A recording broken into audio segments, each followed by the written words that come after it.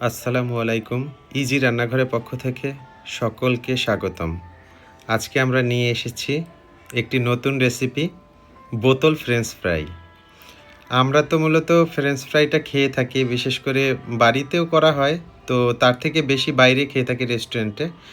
তো আমি আপনাদেরকে আজকে একদমই নতুন এক পদ্ধতিতে কিভাবে ফ্রেঞ্চ ফ্রাই তৈরি করবেন এবং বাচ্চাদের খাওয়ার উপযোগী অনেক সুন্দর একটা স্ন্যাক্স হবে সেটাই দেখাবো। তো শুরুতে আমি আলুগুলো কেটে নিচ্ছি। আলুগুলো ধোয়া এবং একবারে ছিলে নিয়েছিলাম, এখন শুধু কেটে দিব। আলুটা কাটছি, আলুটাকে মূলত হচ্ছে আমরা সিদ্ধ করব, সিদ্ধ করার জন্য। তো আলুটা আমাদের কাটা হয়ে গেছে। একদমই ইউনিক একটা রেসিপি। আপনারা এটা বাচ্চাদের করে বাসায় খাওয়ালে দেখবেন যে বাচ্চারা অনেক মজা করে খাবে। তো আলু সিদ্ধর জন্য আমরা প্যান বসিয়ে দিলাম এবং প্যানের মধ্যে আমরা একটু পানি দিয়ে দিলাম। আলুটাকে আমরা সিদ্ধ করে নিব। ঢেকে দিলাম আমরা। এখন আমরা নিয়ে নেব একটা পানির বোতল, যেটা আপনি বাসায় পানির জন্য আমরা ব্যবহার, বিশেষ করে পানির বোতল হলেই ভালো হয়, কারণ হচ্ছে কোক বা অন্য কিছুর বোতলগুলো থেকে এক্সট্রা একটা ফ্লেভার থাকে। তো দেখেন আমি কিভাবে কেটে নিচ্ছি। বোতলের সিপিটাকে আমরা কিভাবে কাটছি একটু খেয়াল রাখবেন। এভাবেই কেটে নেবেন, কোনো ছুরির সাহায্যে। খেয়াল রাখতে হবে হাতে যেন কোনোভাবে না লাগে। এবং আমি যে ছুরিটা নিয়েছিলাম এটা মূলত হচ্ছে খুব বেশি ধার নেই, যার কারণে আমার একটু কষ্ট হচ্ছিল। তো ধারালো কিছু দিয়ে কাটলে এই খুব ইজিলি কেটে ফেলতে পারবেন। এটা আপনাদের জন্য অনেকটা ইজি হবে। পুরো রেসিপিটাই কিন্তু নির্ভর করবে এই বোতলের উপরে। আপনারা দেখতে পাচ্ছেন আমি সিপিটাকে খুব সুন্দর করে কেটে নিলাম। এখন দেখেন,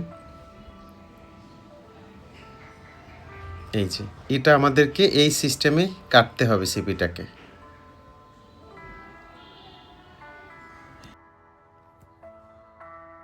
অনেক সময় দেখবেন যে বাচ্চারা কি করে, বাচ্চারা হচ্ছে বিকেলে একটা স্ন্যাক্স চায় বা এই টাইপের বাইরের খাবারের প্রতি ওদের অনেক আগ্রহ থাকে।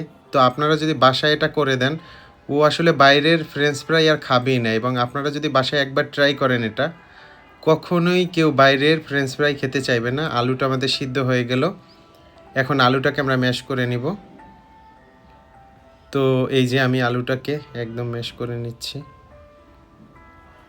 আলুতে কিন্তু প্রচুর পরিমাণে ফাইবার রয়েছে, যেটা হজম শক্তির জন্য অনেক উপকারী। এবং বিশেষজ্ঞরা বলে থাকেন যে কিডনির স্টোন থেকে মুক্তি লাভের জন্য কিন্তু আলুর ভূমিকা অনেক। মাড়ির সমস্যাও দূর করে। তো আলুটা ম্যাশ হয়ে গেল, আমি একটু হাত দিয়েই নেড়ে নিলাম। তো আমরা এর মধ্যে নিয়ে নিলাম ধনিয়া পাতা, এখানে নিয়ে নিলাম বিট। আমার বাসায় গাজর ছিল না, তাই বিটটা দিয়ে আমি করতেছি। আপনারা গাজর দিয়ে করতে পারবেন। আর এখানে নিয়ে নিলাম একটু টমেটো, এটা মূলত হচ্ছে কালার করার জন্য।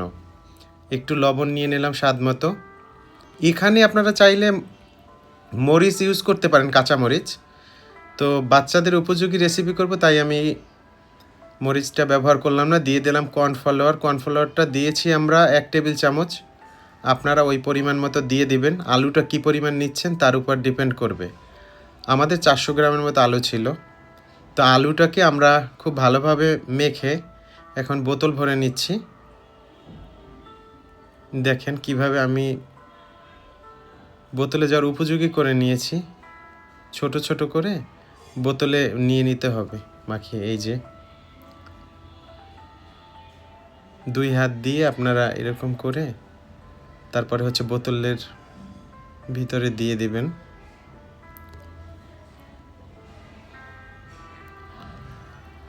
আলু কিন্তু হাড় ভালো রাখে এবং আমাশয় বা পেটের কিছু সমস্যা আছে, এই জন্য কিন্তু আলু খেলে সেটার জন্য অনেক উপকারী। দেখেন আমরা বোতলে ভরার পরে এখন আমরা ফ্রেঞ্চ ফ্রাইটা বানিয়ে নিচ্ছি ফাইনালি। দেখেন কতটা সুন্দর দেখাচ্ছে এবং একটা ডিজাইন হয়ে আসছে। আর এটা এতটা ক্রিস্পি হয়, আপনারা হয়তো ভিডিওতে দেখবেন। অনেক টেস্টি, খাবারটা অনেক টেস্টি হয়। আর উপকরণ হচ্ছে আপনার বাসায় যা আছে তাই। আমি শুধু কালারের জন্য বিটরুট দিলাম, বাট আপনারা হচ্ছে এখানে গাজর থাকলে গাজর দিয়ে দিবেন, এবং বাসায় যদি ধনেপাতা থাকে বা পেঁয়াজ কলি থাকে সেটাও ব্যবহার করতে পারেন, একদম কুচি কুচি করে এটার সাথে মিলিয়ে দিয়ে দিবেন। আর যদি বড়দের জন্য করা হয় তো সেক্ষেত্রে আপনারা কাঁচামরিচটা ব্যবহার করতে পারেন। আর যেহেতু আমরা বাচ্চাদের জন্য করেছি, তো আমরা এটা হচ্ছে কোনো প্রকার মরিচ দেইনি, ঝালটা দেইনি। আর ঝাল না দিলেও আপনারা পরবর্তীতে গোলমরিচ দিয়ে সার্ভ করতে পারেন, সেটাই অনেক টেস্ট আসবে। তো আমাদের মোটামুটি বানানো হয়ে গেল, এখন আমরা এগুলোকে হচ্ছে ভেজে নিব। তো চুলাতে আমরা একটা প্যান বসিয়ে দিলাম, দিয়ে দিচ্ছি আমরা সাদা তেল।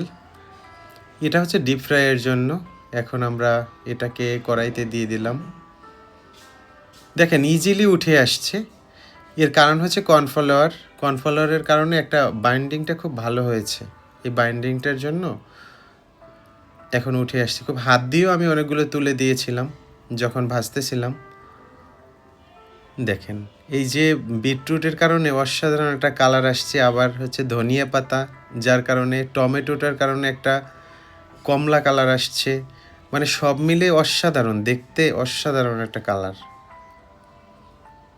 আর খেতে অনেকটাই সুস্বাদু। এটা খাওয়ার পরে আমার মনে হয় না কেউ বাইরের ফ্রেঞ্চ ফ্রাই খাবেন।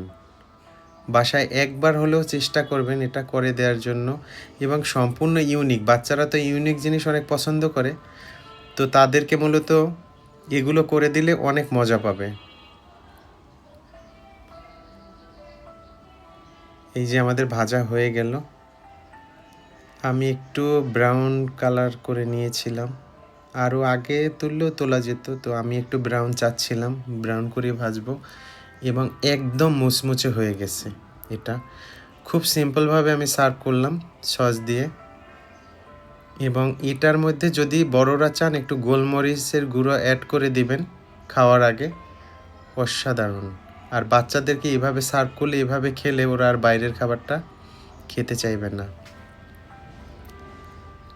ধন্যবাদ জানাচ্ছি সাইকা আহসান আপা ও শিমলা আপাকে, অনেক সুন্দর সুন্দর কমেন্টস করেন।